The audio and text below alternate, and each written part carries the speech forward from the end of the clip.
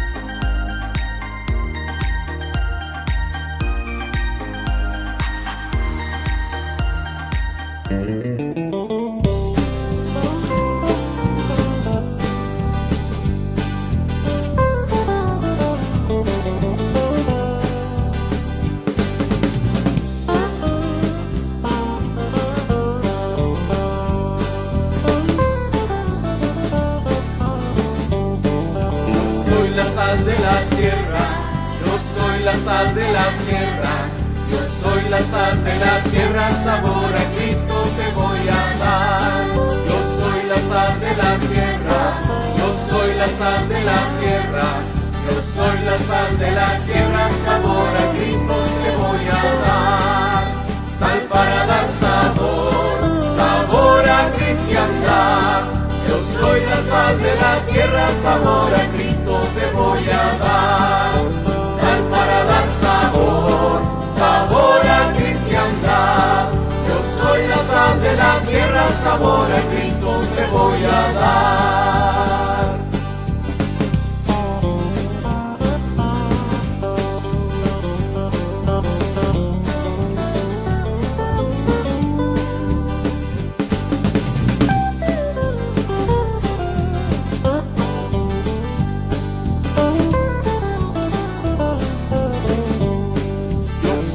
Sal de la tierra, yo soy la sal de la tierra, yo soy la sal de la tierra, sabor a Cristo te voy a dar.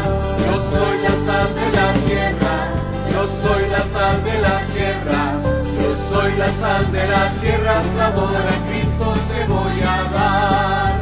Sal para dar sabor, sabor a cristiandad. Yo soy la sal de la tierra, sabor a Cristo te voy a dar. Sal para dar sabor, sabor a cristiandad. Yo soy la sal de la tierra, sabor a Cristo te voy a dar.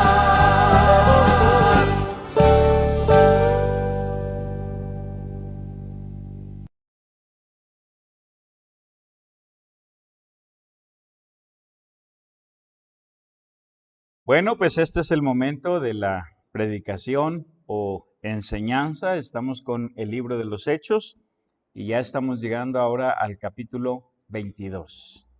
¿Qué vimos en el capítulo 21? Estando en la ciudad de Cesarea, le advirtieron al apóstol Pablo que no fuera a Jerusalén, pero él insistió en ir. Al llegar a Jerusalén, los creyentes judíos le recomendaron que participara en una de las costumbres y tradiciones judaicas. Y Pablo lo hizo, pero ahí fue arrestado en el templo. Y ahora pasará 4 años prisionero, 2 en Cesarea, 2 en Roma. 4 años, todo lo que resta de este libro de los Hechos. Cuando sus amigos le advirtieron lo que podría pasar, y por esa razón le decían que no fuera a Jerusalén, entonces Pablo dijo las palabras de Hechos 21:13. Entonces Pablo respondió: ¿qué hacéis llorando y quebrantándome el corazón? Porque yo estoy dispuesto no solo a ser atado, mas aún a morir en Jerusalén por el nombre del Señor Jesús. Hechos 21:13. Estoy dispuesto, fueron las palabras de él. Y de estas palabras, entonces hicimos 3 preguntas, 3 reflexiones, 3 consideraciones. Número 1, ¿qué estás dispuesto a hacer por el nombre del Señor Jesús? Número 2, ¿por qué estás dispuesto? O sea, ¿por qué sí o por qué no? Y número 3, ¿estás dispuesto a vivir por Él? Sin dudar de la sinceridad, cuando la gente dice estoy dispuesto a morir o estoy dispuesto a sufrir, está bien, pero ¿estás dispuesto a vivir? En ese mismo capítulo 21, el tribuno tuvo que intervenir para impedir que Pablo fuera linchado por la turba enardecida de judíos. Y fue así como el apóstol le pidió permiso al comandante romano para hacer una defensa ante el pueblo. Y el tribuno le dio permiso. Entonces, lo que quiero hacer ahora es leer a partir del capítulo 21, verso 39. Entonces, vamos a leer todo el pasaje que vamos a considerar hoy. Y comenzando aquí en el verso 39, dice de esta manera. Entonces dijo Pablo: yo de cierto soy hombre judío, de Tarso, ciudadano de una ciudad no insignificante, de Cilicia, pero te ruego que me permitas hablar al pueblo. Y cuando él se lo permitió, Pablo, estando en pie en las gradas, hizo señal con la mano al pueblo, y hecho un gran silencio, habló en lengua hebrea, diciendo, hago un pequeño paréntesis. El tribuno pensaba que Pablo era un egipcio alborotador que se había levantado hacía un tiempo, causando una sedición ahí entre los romanos. Y Pablo dijo, no, yo soy judío. Ahora, decir que él es judío, no se trata solamente de el gentilicio, no se trata solamente de la patria. Decir soy judío implica muchas cosas. Soy judío implica la religión, implica sus creencias religiosas, implica el partido político, implica la cultura, implica las costumbres, implica las tradiciones, implica muchas cosas al decir soy judío. La otra cosa que tenemos que notar es que cuando se le dio permiso de hablar, dice aquí la Biblia que lo hizo en lengua hebrea. Ahora, capítulo 22, versículo 1. Varones, hermanos y padres, oíd ahora mi defensa ante vosotros. Está hablando con respeto. Está hablando con consideración para cada uno de ellos. Versículo 2. Y al oír que les hablaba en lengua hebrea, guardaron más silencio. El tribuno está ahí, es romano, él no entiende el hebreo, pero ve la atención que le pone la gente. Dice, guardaron más silencio y él les dijo, yo de cierto soy judío, nacido en Tarso de Cilicia, pero criado en esta ciudad, o sea, en Jerusalén, instruido a los pies de Gamaliel, estrictamente conforme a la ley de nuestros padres, celoso de Dios, como hoy lo sois todos vosotros. Ahora aquí Pablo está haciendo énfasis en su trasfondo religioso y cultural. Soy judío. He sido educado estrictamente conforme a la ley por obviamente uno de los mejores maestros en ese tiempo, que era Gamaliel. Versículo 4.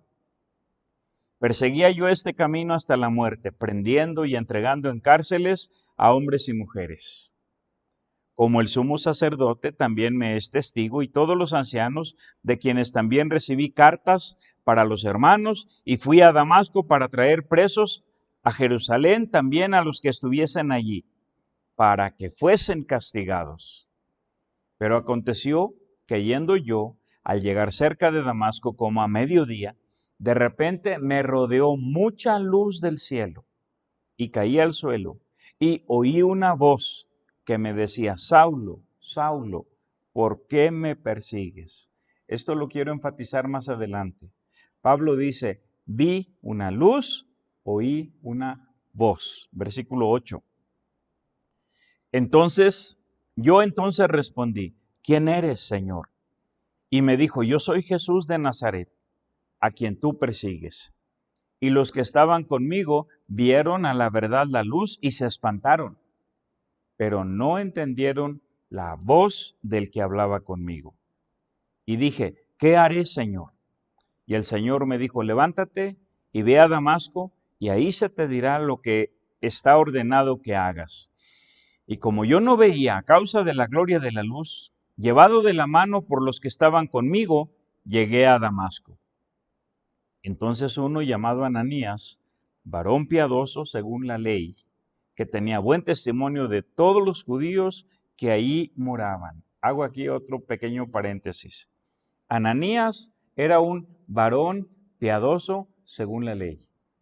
O sea, era judío, reconocido entre los judíos, respetado entre los judíos, que tenía buen testimonio de todos los judíos que moraban allí. Era discípulo de Jesucristo, pero era judío. Seguía siendo judío. Ahora, versículo 13. Vino a mí y acercándose me dijo: hermano Saulo, recibe la vista. Y yo en aquella misma hora recobré la vista y lo miré. Y él dijo: el Dios de nuestros padres te ha escogido para que conozcas su voluntad y veas al justo y oigas la voz de su boca, porque serás testigo suyo a todos los hombres de lo que has visto y oído. Ahora pues, ¿por qué te detienes? Levántate y bautízate y lava tus pecados, invocando su nombre. Y me aconteció, vuelto a Jerusalén, que orando en el templo me sobrevino un éxtasis. Aquí otra vez hago un pequeño paréntesis. Esto que Pablo está contando aquí en el capítulo 22 es lo que sucedió allá en el capítulo 9. Pablo tuvo su encuentro con Jesús y entonces él quiso ir a Jerusalén, pero en Jerusalén no lo aceptaron, tuvo que regresarse y se fue a su ciudad natal. Bueno, comparando la escritura con la escritura, vemos que hizo un viaje a Arabia, así nos enseña en el libro de los Gálatas, y después se fue a su ciudad natal en Tarso. Y pasaron unos 10 años más o menos, de 10 a 12 años, hasta que Bernabé fue por él para llevarlo a Antioquía, porque Bernabé sabía que Saulo tenía un llamamiento especial para trabajar entre los gentiles. Entonces, unos 10 años, de 10 a 12 años le tomó llegar hasta Antioquía. Sigo leyendo, versículo 15. Porque serás testigo suyo a todos los hombres de lo que has visto y oído. Ahora pues, ¿por qué te detienes? Levántate y bautízate y lava tus pecados invocando su nombre. Y me aconteció, vuelto a Jerusalén, que orando en el templo me sobrevino un éxtasis, y le vi que me decía: date prisa y sal prontamente de Jerusalén, porque no recibirán tu testimonio acerca de mí. Yo dije: Señor, ellos saben que yo encarcelaba y azotaba en todas las sinagogas a los que creían en ti. Y cuando se derramaba la sangre de Esteban, tu testigo, yo mismo estaba presente y consentía en su muerte, y guardaba las ropas de los que le mataban. Pero me dijo: ve, porque yo te enviaré lejos a los gentiles. Voy a leer otra vez este verso 21, porque aquí se hace un parteaguas. Dice: pero me dijo: ve, porque yo te enviaré lejos a los gentiles. Recordemos que Pablo está contando su testimonio. Dice el versículo 22, y le oyeron hasta esta palabra. La palabra gentiles fue lo que una vez más detonó la ira y el alboroto y todo lo negativo de este grupo de judíos incrédulos. Dice el verso 22, y le oyeron hasta esta palabra. Entonces alzaron la voz diciendo: quita de la tierra a tal hombre, porque no conviene que viva. Y como ellos gritaban y arrojaban sus ropas y lanzaban polvo al aire, mandó el tribuno que le metiesen en la fortaleza y ordenó que fuese examinado con azotes para saber por qué causa clamaban así contra él. Ahora, esta era una costumbre entre los romanos, examinar con azotes a un prisionero para sacar la verdad. Versículo 25. Pero cuando le ataron con correas, Pablo dijo al centurión que estaba presente: ¿os es lícito azotar a un ciudadano romano sin haber sido condenado? Cuando el centurión oyó esto, fue y dio aviso al tribuno diciendo: ¿qué vas a hacer? Porque este hombre es ciudadano romano. Estaba penado por la ley romana, maltratar a un ciudadano romano. Y por eso el centurión, con mucho miedo, fue y le avisó al tribuno. Versículo 27. Vino el tribuno y le dijo: dime, ¿eres tú ciudadano romano? Él dijo: sí. Respondió el tribuno: yo con gran suma adquirí esta ciudadanía. Entonces Pablo dijo: pero yo lo soy de nacimiento. Así que luego se apartaron de él los que le iban a dar tormento, y aún el tribuno, al saber que era ciudadano romano, también tuvo temor por haberle atado. Lo que sigue, después de este verso 29, es el último versículo, el 30. Pero el 30 ya forma parte del capítulo 23, o sea, del pasaje que sigue. Y lo que veremos, Dios mediante, en la siguiente ocasión, será la defensa que Pablo hará ante el Sanedrín, el máximo tribunal judío. Obviamente, si Dios permite, eso lo veremos la siguiente ocasión. ¿Qué vamos a ver hoy? Basados en este testimonio que Pablo ha contado, enfoquémonos en la naturaleza del testimonio personal. La naturaleza del testimonio personal. Y vamos a ver 4 cosas básicas, muy sencillas. Número 1, ¿qué es el testimonio personal? Número 2, ¿qué hace el testimonio personal? Número 3, ¿cuál es la trascendencia del testimonio personal? Y número 4, ¿cuál es la mejor herramienta para dar testimonio? Entonces, empecemos con lo primero. ¿Qué es el testimonio personal? El testimonio personal es una declaración pública de tu fe y tu relación con el Señor Jesucristo. Una declaración pública de tu fe y tu relación con el Señor Jesucristo. Es una revelación personal de tu encuentro y tu experiencia con el Señor Jesucristo. Declaración porque lo publicas. Revelación porque nadie lo sabía. Pero ahora tú estás abriendo tu corazón, tú estás compartiendo tu experiencia con los que quieran escuchar. Número 2, ¿qué hace el testimonio personal? Bueno, aquí hay 2 o 3 cosas. Número 1, el testimonio personal te identifica con Cristo Jesús. Cuando tú declaras tu fe y tu relación con Jesucristo, te estás identificando con Él. No nos identificamos con una religión, no nos identificamos con una iglesia. Claro, todos tenemos una iglesia, pero la prioridad, el énfasis en la Biblia, aquello de lo cual Dios nos va a pedir cuentas, es de nuestra identificación con Jesucristo. Esa es la importancia que tiene el bautismo, porque el bautismo es un testimonio público de tu identificación con Jesucristo. Pero el bautismo lo recibes solo una vez. En cambio, el testimonio es algo que te acompaña toda la vida y en todo lugar.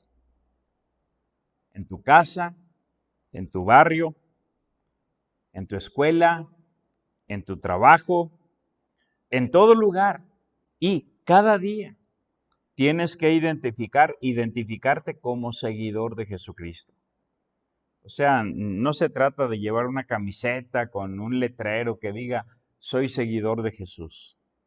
Pero todo testifica, tus palabras, tus gestos, tus acciones, tu carácter, todo testifica. De manera que el testimonio te identifica con Jesús. Pero en segundo lugar, el testimonio te expone y te compromete. O sea, nadie sabía que tú eras seguidor de Jesús. Tu testimonio te expone. Cuando tú vives de acuerdo con la fe de Jesús, cuando tu vida ha sido transformada y te conduces en amor y obediencia a Él, la gente se va a dar cuenta. Y eso te comprometerá con Dios ante el mundo. Allá en Hechos 4:13, dice, hablando de los discípulos, dice que les reconocían que habían estado con Jesús. En Mateo 26, aquí les dejé este pasaje, en el capítulo 73, Dios hizo un cambio en la vida de Pedro. un cambio que era evidente para todos los que le rodeaban. Dice el versículo 73, ahora el contexto tiene que ver con la ocasión en que el Señor Jesús está siendo juzgado antes de ser crucificado, y entonces Pedro está ahí entre la multitud, y dice el verso 73, un poco después, acercándose los que por ahí estaban, dijeron a Pedro, verdaderamente tú eres de ellos, porque aún tu manera de hablar te descubre. Ahora, tengo que hacerle honor al contexto. Cuando dice tu manera de hablar, está hablando de su acento como Galileo. Aquí en Saltillo, acá en el norte, hablamos de una manera. Cuando ustedes van al sur, el tonito, la manera, el modo es diferente. Buenos días, hijo. ¿Cómo amanecieron? Es diferente, ¿verdad? Entonces, ese es el contexto real, pero dice, tu manera de hablar te descubre. O sea, hay que recordar que Pedro era pescador. Entonces tenía un lenguaje florido como el de los pescadores, ¿verdad? Ahora, en tercer lugar, tu testimonio glorifica a Dios. Allí en, Mateo capítulo 5, versos 14 al 16, el Señor Jesús relacionó el testimonio con las buenas obras. Tu testimonio relacionado con tus buenas obras, con tu educación, con tus valores. Hay una diferencia entre educación y profesión. Educación y profesión. Hay profesionistas, abogados, médicos, ingenieros que no tienen educación. No saben decir con permiso, no saben decir perdón, no saben decir pase usted, cosas así. Educación, lo elemental que se recibe en la casa. Muy bien, el testimonio tiene que ver con tu educación, con tus valores, con tu honestidad. Deberás vivir cada uno de estos principios, en tu barrio, en tu trabajo, en tu escuela, en tu casa, con tu familia, con tu esposo, con tu esposa, con tus hijos, con tus parientes, primos, tíos, etcétera, etcétera. ¿Qué dijo el Señor Jesús en Mateo capítulo 5, los versos 14 al 16? Vosotros sois la luz del mundo.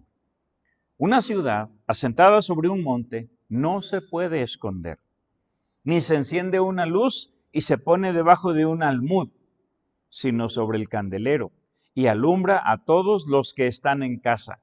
El almud era una medida para granos. Verso 16.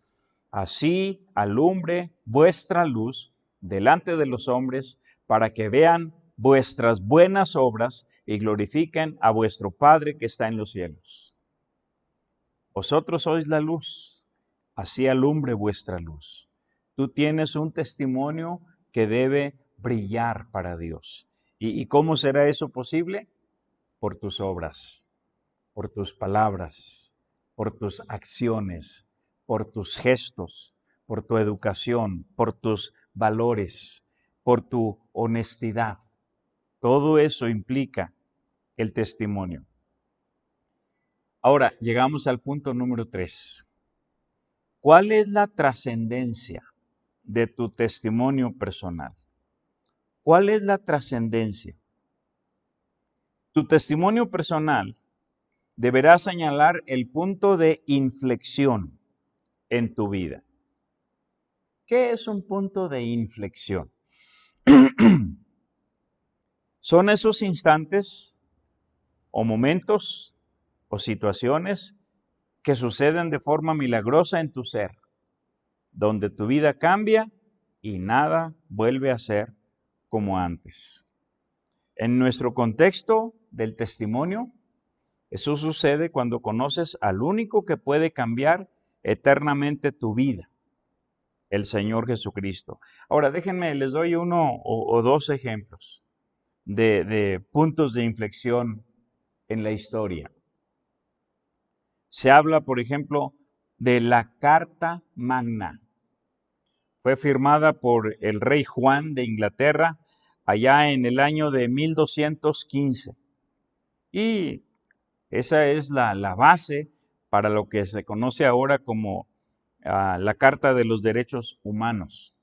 Por ejemplo, antes de que este rey firmara esa carta, todos los gobernantes eran déspotas, todos los gobernantes eran tiranos.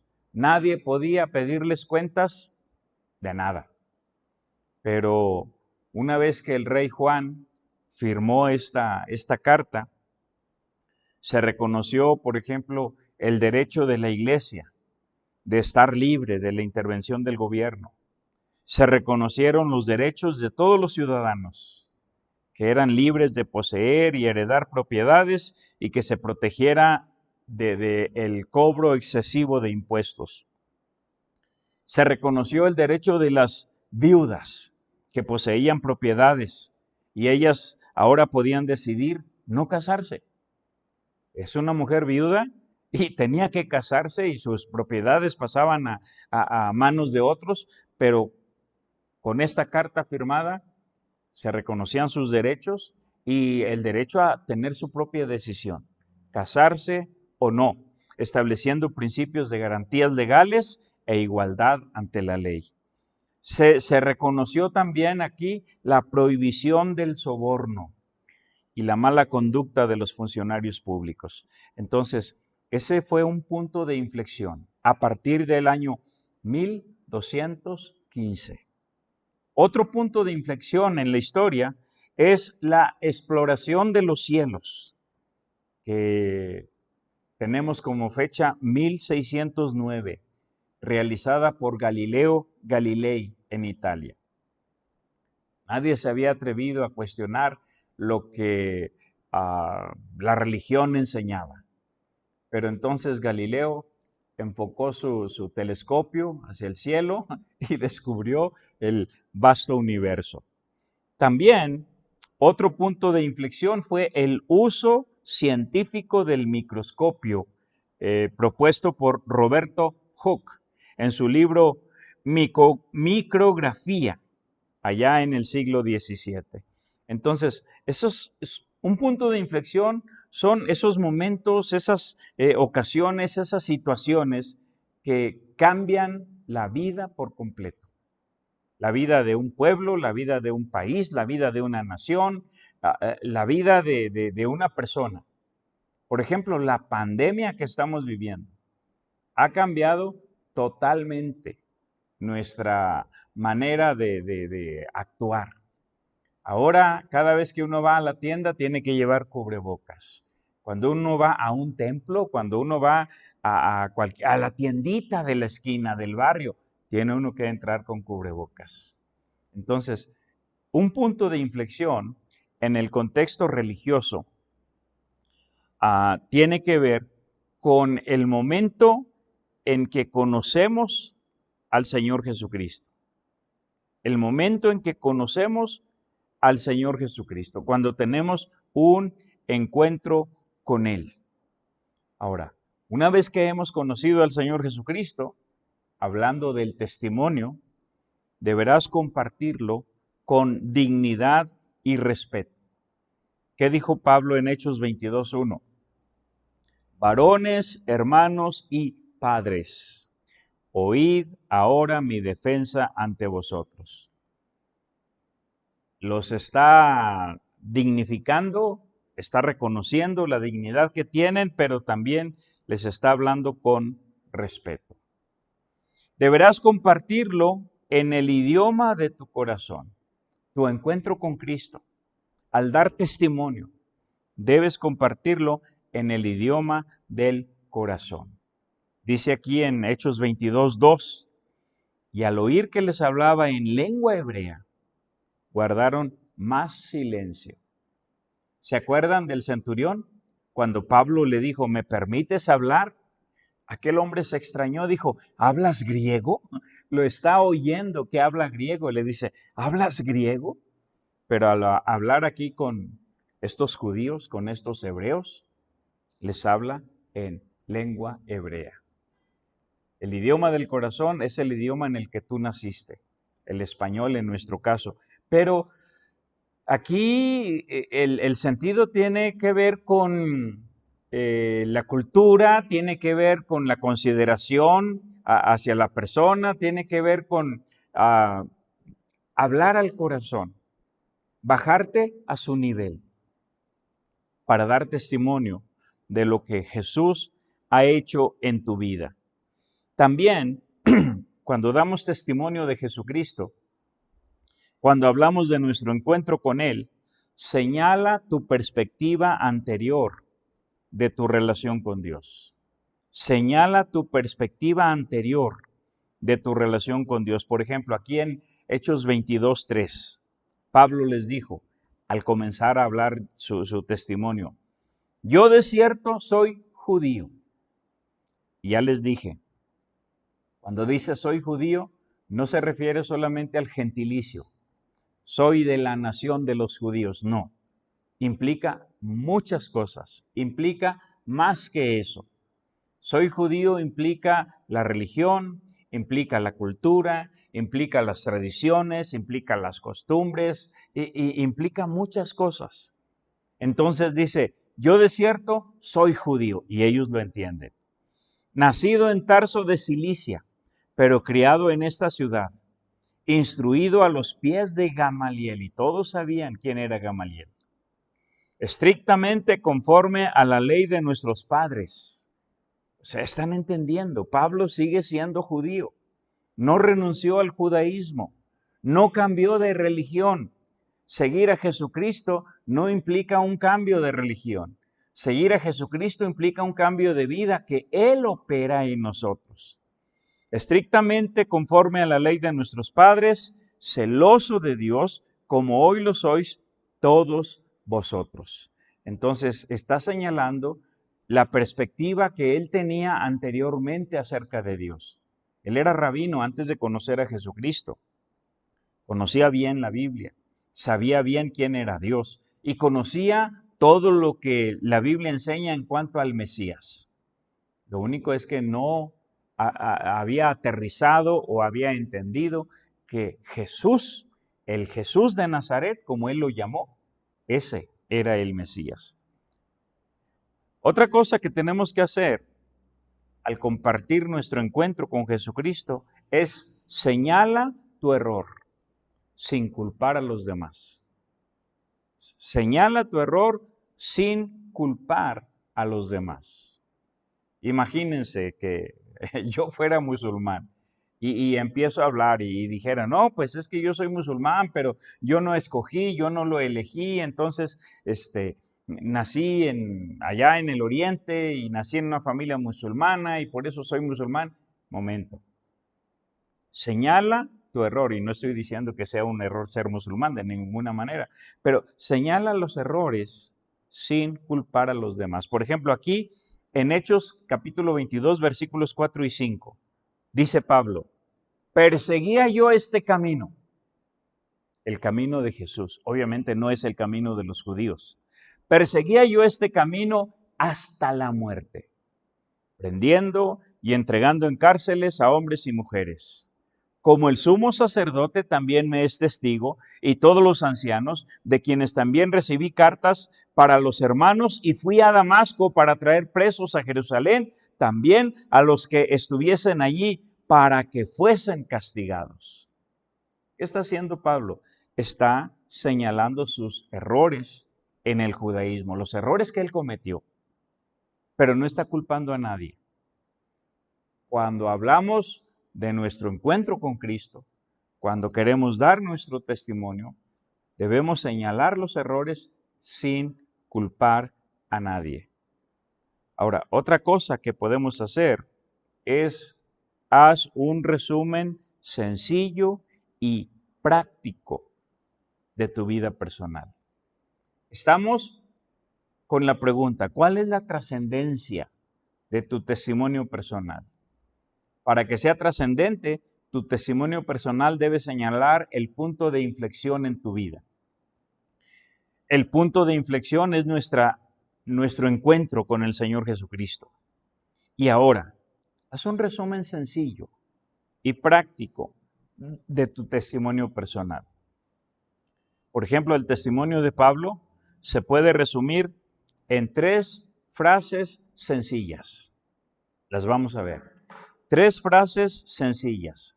Y quiero que sepan que la experiencia física de Pablo ilustra nuestra experiencia espiritual. Así como Pablo tuvo su encuentro con Jesús en el camino a Damasco por medio de ver una luz, nosotros también, en un sentido espiritual, cuando tenemos nuestro encuentro con el Señor Jesucristo, nosotros también podemos ver esa luz espiritualmente hablando. Entonces, la experiencia de Pablo se puede resumir en 3 frases sencillas. Número 1, vi una luz. Dice en Hechos 22:6, pero aconteció que yendo yo, al llegar cerca de Damasco, como a mediodía, de repente me rodeó mucha luz del cielo. Pues de la misma manera, Dios quiere iluminar las tinieblas de nuestro corazón. Dice allí en 2 Corintios 4:6, porque Dios que mandó que de las tinieblas resplandeciese la luz, es el que resplandeció en nuestros corazones para iluminación del conocimiento de la gloria de Dios en la faz de Jesucristo. Todos, al nacer, nacemos en tinieblas. Nacemos sin la luz de Dios, sin el conocimiento de Dios. Y Dios quiere darse a conocer. Dios quiere enviar esa luz a nuestra vida. ¿Cuáles son algunas lecciones que Dios tiene para nosotros? Bueno, ahí está la primera. Dios quiere iluminar tu corazón con la luz de su gloria. En Apocalipsis capítulo 21 y el verso 23, se nos dice que Dios va a iluminar todo el universo con su gloria. No solamente el planeta Tierra. Esto no lo puedo entender. Y no espero que tampoco ustedes lo entiendan, pero así enseña la Biblia. Dios quiere iluminar todo el universo. Miren, les leo el pasaje de Apocalipsis 21:23. Dice, la ciudad no tiene necesidad de sol ni de luna que brillen en ella, porque la gloria de Dios la ilumina y el Cordero es su lumbrera.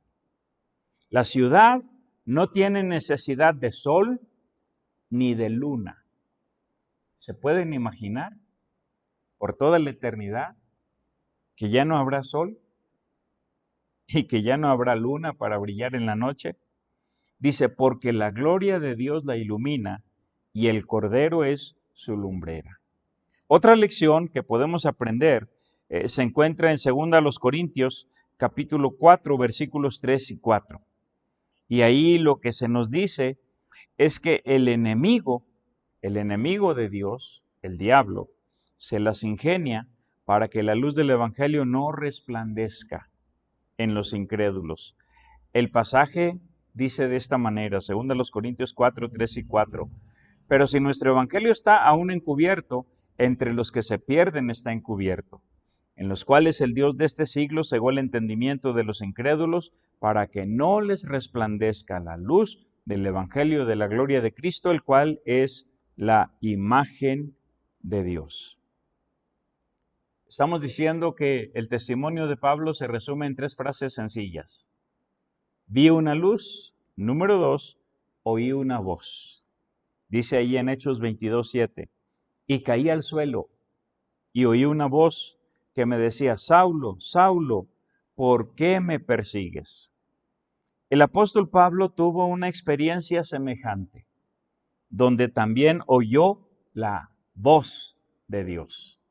Allá en 2 de Pedro 1:18 dijo, y nosotros oímos esta voz enviada del cielo cuando estábamos con él en el Monte Santo, o sea, al momento de la transfiguración. Pero Pedro nos dice que tenemos algo más seguro que la voz audible de Dios, y se trata de su palabra, la Biblia. Dice en 2 de Pedro 1:19, tenemos también la palabra profética más segura. ¿Más segura que qué? Más segura que oír la voz. más segura que oír la voz. Allá en Juan capítulo 12 dice la Escritura que la voz de Dios habló del cielo para el Señor Jesús, diciendo, lo he glorificado y lo glorificaré aún. Y la multitud que estaba allí y que oyó la voz no se ponía de acuerdo. Unos decían, fue un trueno. Otros decían, un ángel le ha hablado. O sea, si estando allí y presencial y físicamente oyeron la voz, no se ponían de acuerdo. Imagínense 2000 años después. Cuando uno va a veces a un médico, nos da un diagnóstico de algo y luego vamos con otro y nos da un diagnóstico diferente. Tenemos también la palabra profética más segura que cualquier visión, más segura que cualquier voz audible, más segura que cualquier cosa. Estamos considerando que el testimonio de Pablo se resume en 3 frases sencillas. Vi una luz, oí una voz y no fui rebelde. Ahora, aquí en el capítulo 22 no lo dice, pero en el capítulo 26, Pablo va a contar nuevamente su testimonio delante de un rey llamado el rey Agripa. Y le va a decir estas palabras, y se las dejé aquí escritas. Dice, por lo cual, oh rey Agripa, no fui rebelde a la visión celestial. No fui rebelde. Así tan sencillo, 3 frasecitas. Vi una luz, oí una voz, no fui rebelde. Entonces la sugerencia es, haz un testimonio con 3 palabras o con 3 frases que te sea fácil de recordar y que te sea fácil de explicar. Déjenme ver si hago un poquito de memoria. Creo que Elizabeth García, una de nuestras misioneras que ahora está en Ciudad Victoria, dice, salvación, santificación y sentido a la vida. 3 palabras. Y si no, pues ahí te va esa gratis, Liz. Pero la idea es, ¿cómo vamos a testificar? Estamos hablando de la naturaleza del testimonio personal. Y nos estamos preguntando, primero, ¿cómo es el testimonio? ¿Qué es el testimonio personal? Segundo, ¿qué hace el testimonio personal? Tercero, ¿cuál es la trascendencia de tu testimonio personal? Y ahora, en último lugar, ¿cuál es la mejor herramienta para testificar? Todos somos responsables de testificar por Cristo. Todos. Todo nuestro ser testifica, lo decíamos la semana pasada. Nuestras palabras, nuestras acciones, nuestra expresión facial, el lenguaje corporal, etcétera. Todo nuestro ser testifica. Pero, independientemente de nuestro carácter, de nuestros gestos, de nuestras acciones, Dios nos ha dado una herramienta infalible para testificar. Y se trata de su palabra, la Biblia. Dios nos ha dado la Biblia para testificar. Por ejemplo, allí en el libro de los Salmos, les leo rápidamente 4 versos del Salmo 119. Dice, bienaventurados los que guardan sus testimonios y con todo el corazón le buscan. Eso dice el verso 2. Me he gozado en el camino de tus testimonios, más que de toda riqueza. Eso lo dice el verso 14. Aparta de mí el oprobio y el menosprecio, porque tus testimonios he guardado. Eso lo dice el verso 22. Pues tus testimonios son mis delicias y mis consejeros. Eso lo dice el verso 24.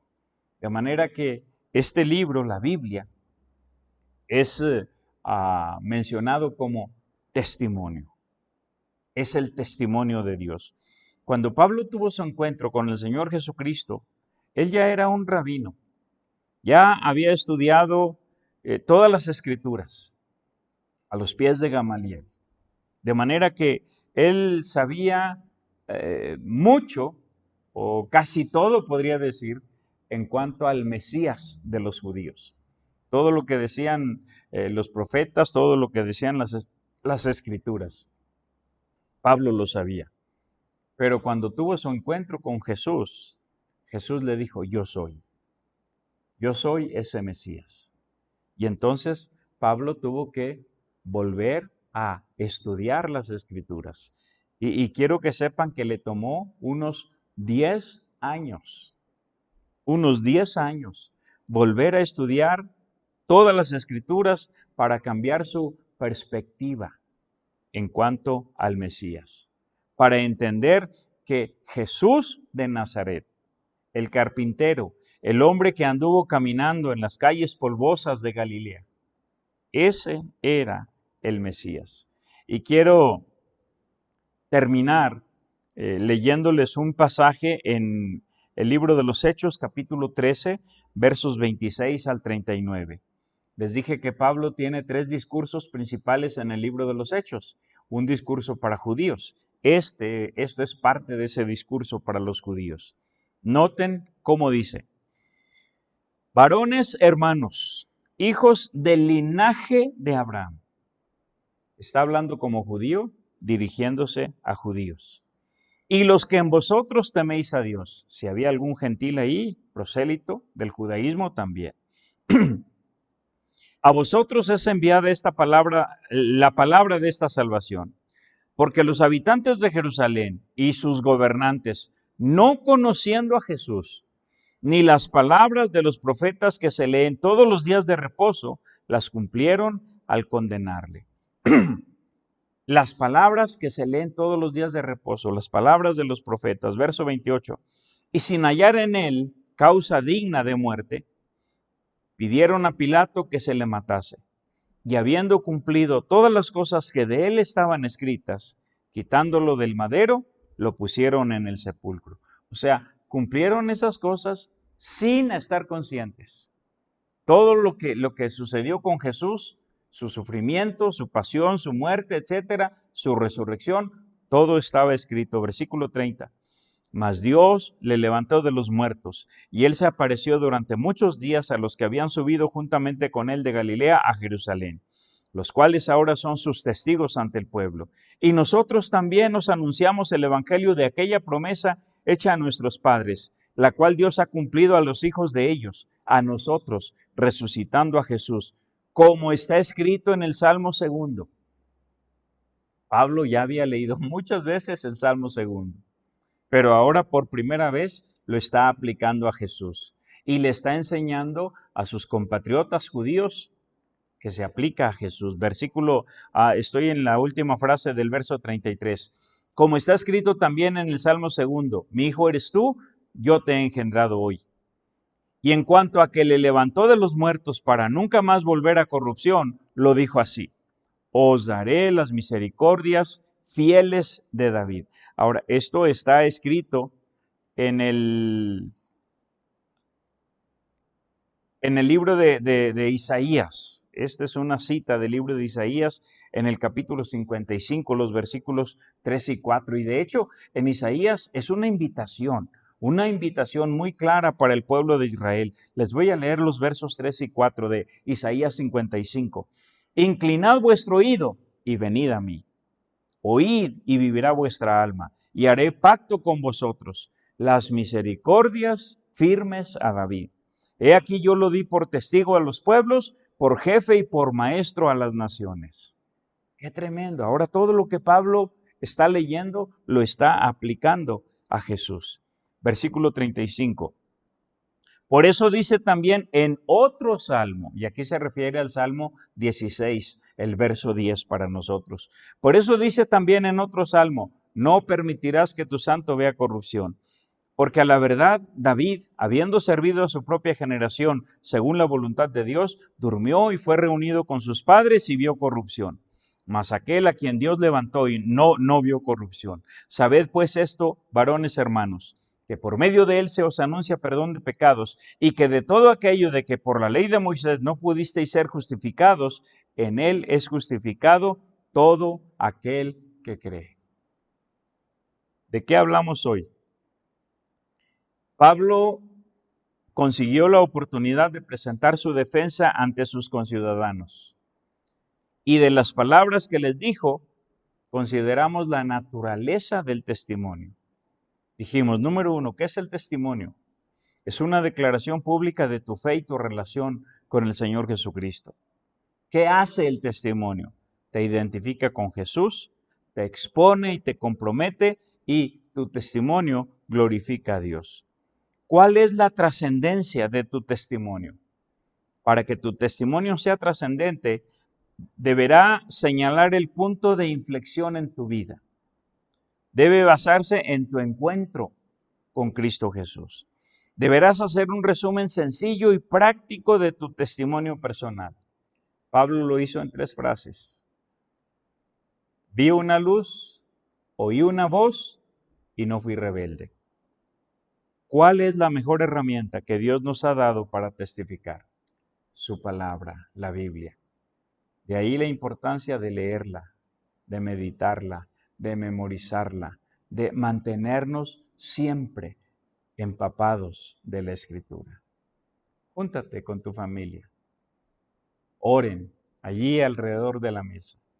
Oren por los misioneros que les mencioné al iniciar esta sesión. Que Dios les bendiga.